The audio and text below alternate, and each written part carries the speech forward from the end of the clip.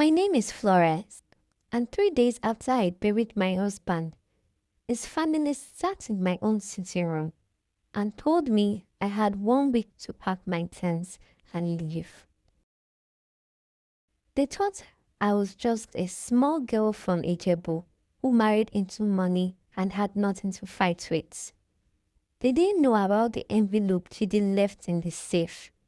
By the end of this story, they will be the ones packing. I met Chidi Okonkwo at a business lunch gala in Victoria Island in 2016. He was quiet, the kind of quiet that made you lean in when he spoke. He ran a logistic company he built from nothing. 3 trucks in 2014, 40 by the time we married in 2018. I had my own shop in Yaba. I built with my own hands. We ended up talking in a corner for almost 2 hours because we understood each other.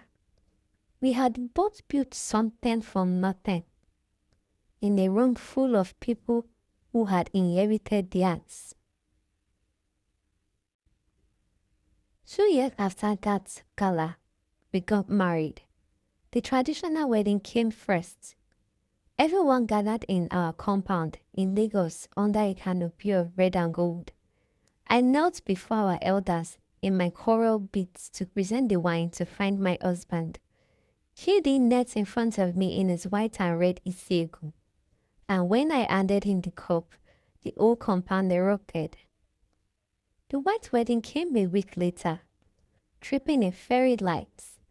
I remember looking at him and thinking, whatever his family thinks of me, this man chose me, publicly, completely, in front of everyone who mattered. His family never liked me from the start. His mother, Lady Adaeze, made it clear she had hoped for someone from a bigger family. His younger brother, Emeka, always acted like Chidi owed him something bigger than his salary. For 6 years I had endured the comments, the sad eyes at family functions, the way Lady Adaeze would introduce me to her friends as Chidi's wife, and never by my name. It wasn't just the side eyes. At our daughter's christening, Lady Adaeze pulled me aside and told me my braids made me look like I just came from the markets. One of our sisters added that some village girls never learn how to dress like they belong in Lagos society. I stood there and smiled, while inside I was counting the ways I wanted to walk out of that hole and never come back. Chidi noticed. That night, he told me, Florence, don't let them change one thing about how you carry yourself. None of it is up for their approval. I stayed quiet because Chidi loved me. Even when our daughter Chima was born in 2020, Lady Adaeze found a way to make her presence feel like a burden. She ate Chima stiffly and mocked her to her sister. She had been praying for a grandson, not another woman. Chidi shut it down every time, but his mother only ever adjusted her words when he was in the room, not her heart. By the time Chima turned 4, she had learned to go quiet whenever her grandmother visited, retreating to my side. 6 months ago, Chidi died, a heart attack, 41 years old. No warning. One morning, I was reading the newspaper while Chima sat on his lap, and by evening, I was identifying his body. Grief has a way of making you slow. You're just trying to breathe. That is exactly what Chidi family was counting on.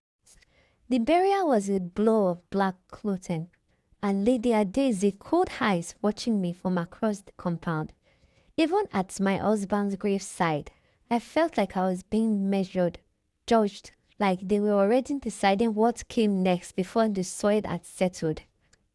That same evening, Lady Adaeze arrived with a razor and a length of clothes. She told me it was time to do the necessary, shaving my head to remove the spirit of the dead husband. I told them I would not shave my head.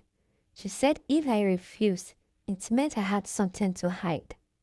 I held on to Chidi's voice in that courtyard and told them calmly that I would brief my husband my own way.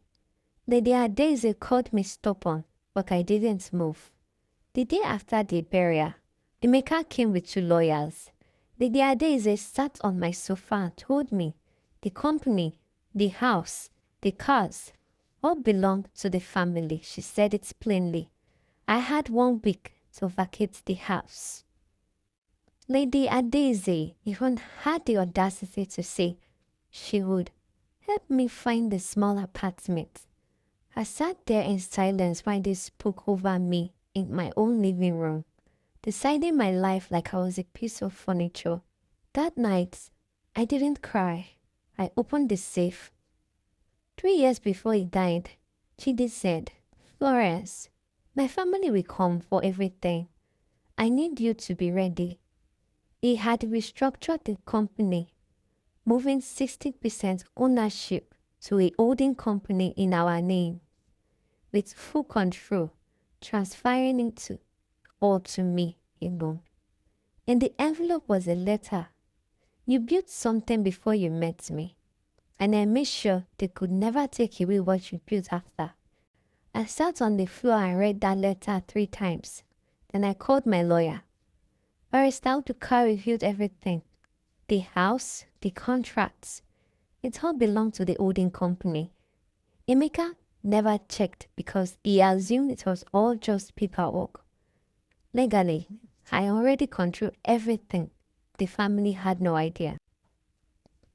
1 week later, I invited them back. Emeka arrived confident, talking about moving into the main office. Lady Adaeze arrived, expecting to watch me carry boxes out. Barrister Uduka explained calmly that I was the sole controlling director. Emeka's face changed color. Lady Adaeze tried to argue it was fraudulent, but the lawyer reminded her that contesting it would simply cost them money they didn't have. I told Emeka he could keep his position as operation manager, not as he, not as family, as an employee like everyone else. He didn't argue, he just nodded, understanding for the first time that nothing had ever been owned to him. Lady Adaeze turned and said, "You planned this." I told her the truth. I hadn't planned anything. Her son had. He simply loved me enough to protect me from people who never valued me. I still run the company today. My hair is still mine, and my daughter is watching her mother run the company her father built. Sometimes the people who try to push you out don't realize the ground beneath them was never theirs to begin with. If this moved you, let me know in the comment section. Would like to ash on Emeka? Subscribe for more story.